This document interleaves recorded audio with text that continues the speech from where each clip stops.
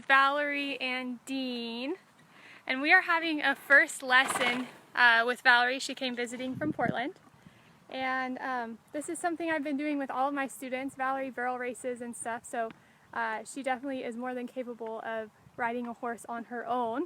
But what I've learned in my own journey, especially recently, is how much we rely on parts of our body and equipment that really blocks us from riding in a way that is so freeing and open to our horse, and it really I think is responsible for a lot of miscommunication we have with our horse, which leads to us believing that they're not doing what we're asking, but they're actually doing exactly what we're asking. We just don't realize that we're asking it. And so this is so fun. Valerie was saying we need to film this, so we're going to show you a little bit about what we've been doing, but we'll start with Valerie just showing things that she feels is most beneficial or has been just the wow moments today. Okay, well, first of all, just being relaxed. Even when I think I'm relaxed, I'm learning that I really haven't been relaxed, and learning to relax the legs and have them feel long, and just relaxing your shoulders and getting in the right spot is just good. Good to learn that. And so how is this type of relaxed riding different from what you would view relaxed typically? Well, for one thing, I'm more aware of it, and riding bareback is really helping my body to feel what's going on and feel the movements of the horse underneath me, and I can, concentrate better on being relaxed. Yeah, and so the first thing we start with is first the shoulders. So stretch the shoulders way up to your earlobes, straight back, down, and then let your body relax into that, but don't lose that position.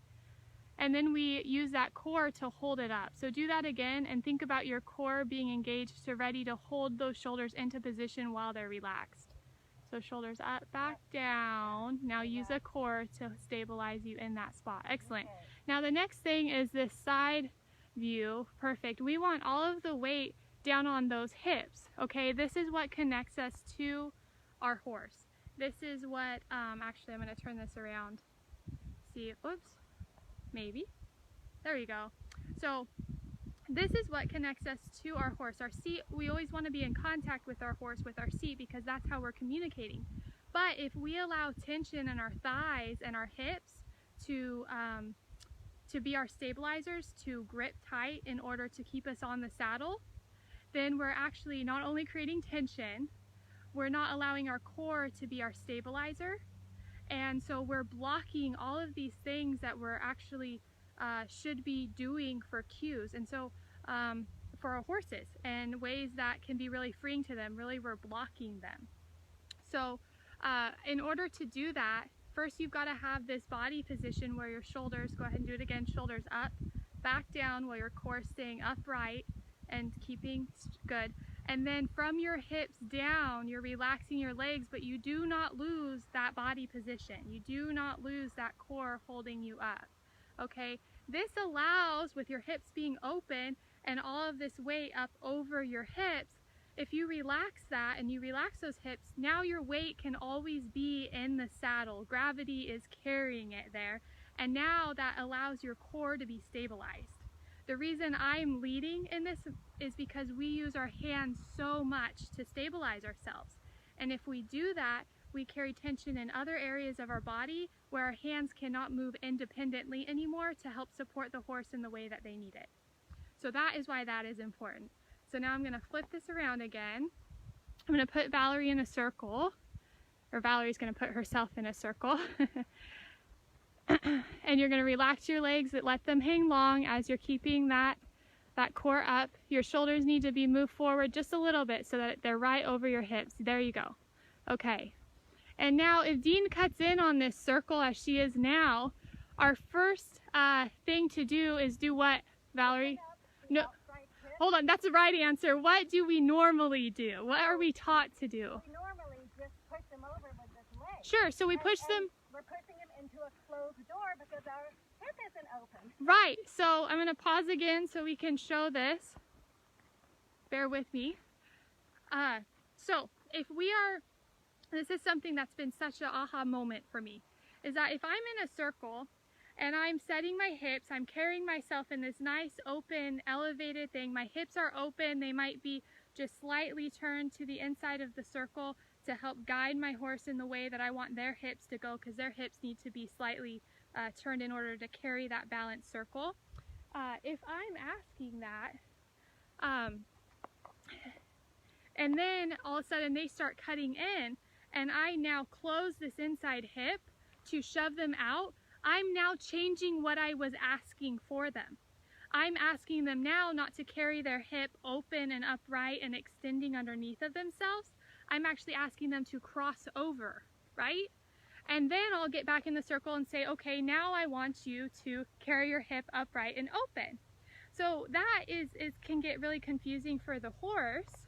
Some horses will do it because they're like, okay, well, I know that cue, but they're not necessarily going to make a connection with that. That is how we want them to travel in the circle. They're not necessarily going to grow in their circle work when we keep changing our expectation when they're doing it incorrectly, or we start asking a different question. And I use this example with my students. If you are in a class and a teacher is trying to help you, get a math answer, and you're not quite right, then they start talking you through how you can find that right answer. They start bringing you closer to the right answer, but they never ever ask a whole different math question in order to get you to find the right answer of the original one. So that's something that we should be aware of. Now the second thing with that is that when we use that inside leg alone to shove them out, most of the time we're going to drop that inside hip. Sometimes we pick it up, but it tensons it, right? And then we don't open up our outside hip all the time. So we're actually shoving them into our leg. And how many times when we're riding do we want our horse to fall into our leg, right? We're always constantly saying, get off my leg, get off my leg. But by doing that, we're not realizing that we're driving them in to our other leg. And so, I just think horses are so gracious. And I really think very rarely will you get a horse that is actually trying to do something different than what you say. I think that we just don't recognize what we're asking. So with that, the correct way of, if she starts cutting into that circle, what is the correct response as we know it today? So what I've learned is how to open up this hip, and it's actually a movement that I didn't even know I could do. I mean, it's just amazing that I can just, move this hip and open it up, and then this horse has a place to go when I ask her to go over, right? And she's not going to run into my leg. Yeah, I'll take that so you don't have to worry about those. So the important parts with this opening hip is, number one, again, it always goes back to, you need that position, shoulders up, back and down, relaxing the legs. And now as you prepare to open up your hip, you need to have your core stretched out and up tall so it can carry your body and remain even as you're opening your hip. And are you doing it right there because she just moved out? Yes. Okay. Now I want you to relax when she moves out, but here she just cut in again.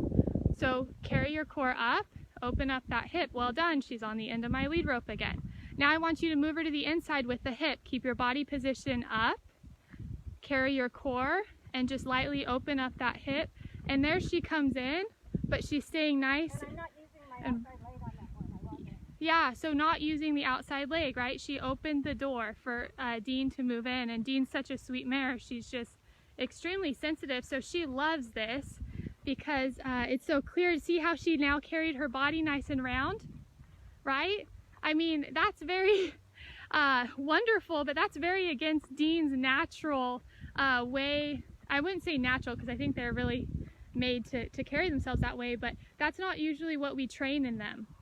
And so by opening that hip up while keeping your body engaged, she's now saying, oh, I'll just open up my hip and it will keep my body in position and carrying myself to come inside on this circle nice and round.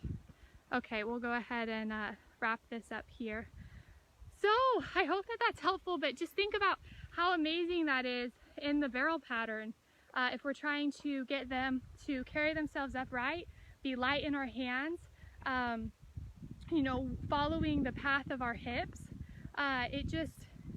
You staying in our seat, staying with them and united and letting them feel every move. You know, how many times do we see people that we've been taught just to go up to a barrel to rate, that we go up and stop and back up. And again, we're not actually asking them to go up, stop, and back up. What we're asking them is to prepare for the turn, which is through their body position. So if we prepare our body position for the turn, and they're amazing animals that just want to be united with us, then we can just do that, and they're going to naturally be able to get that rate. They're going to naturally be able to position their body in order to take that turn without having all of this mumbo jumbo and confusion and things that we're not even asking for, but yet we're asking for in between us. So let's hear. Anything to add, Valerie? Amen. Yeah, this has been beautiful. There's so much more, and there's so much more for me to learn, but I will add one more thing. This has been extremely impactful for me, is each time I open up my hip, because I'm always learning this stuff on my horse, and I'm feeling, and I'm saying, you know, was my leg totally relaxed there? When I use my inside leg, lots of times I like to bring it up and tense it, and then that tenses my hip. So now when I ride, I really pay attention that even when I'm using my leg, I let it hang as long as I can.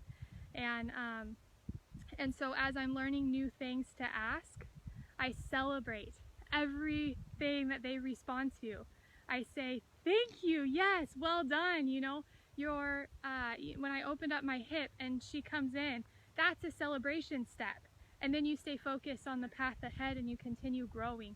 But do not forget to allow yourself to recognize all of the victories and recognize that with your horse and encourage them in it, because it makes such a joyful ride, not only for your horse, but for you.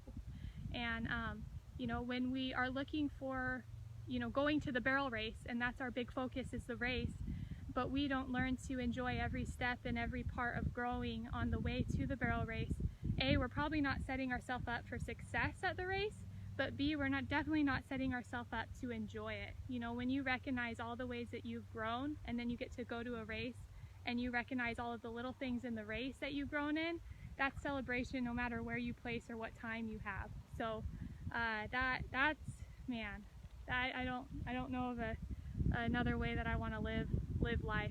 So anyway, hope you enjoy. Thanks for sticking with us. Thank you, Valerie. Bye. Bye-bye.